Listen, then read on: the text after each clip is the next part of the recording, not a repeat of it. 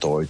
Me që nuk u arrit pat të kishte, besoj unë, kishte një kandidat ose mund ashtu siç e pretendoi unë një kandidat të gjithë opozitës.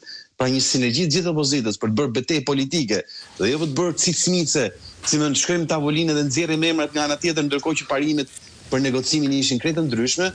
Se mendoj që Partia Demokratike tashmë e bërit vetëm, partitë e vogla nuk arritën kësaj herë ta shumë, ndoshta në 2027 mund të reflektojnë.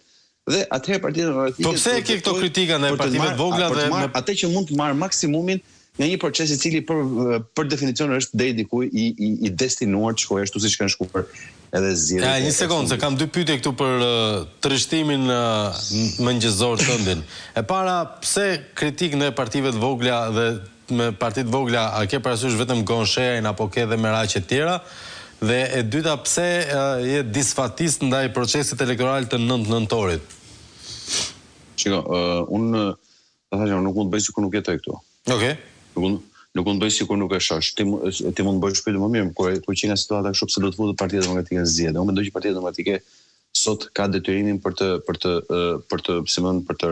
replikuar çdo lloj po themi hajnie dhe vjedhje që bëhet në vend. Sot zgjedhjet nuk janë më procese zgjedhore, por janë kthyer në PPP të zakonshme. Sot zgjedhjet janë si incineratori. Sot zgjedhjet janë si check-upi, janë si dializa, janë si sterilizimi, janë si gjithë fllësitë që ka këto. Pra janë një proces i cili qeveria ka të drejtën ta bëjë, i lejon të drejtën vetes ta vjedhë dhe opozita vetëm gjë që ka në dorë është ta denoncojë, ta dëshmojë dhe ta denoncojë.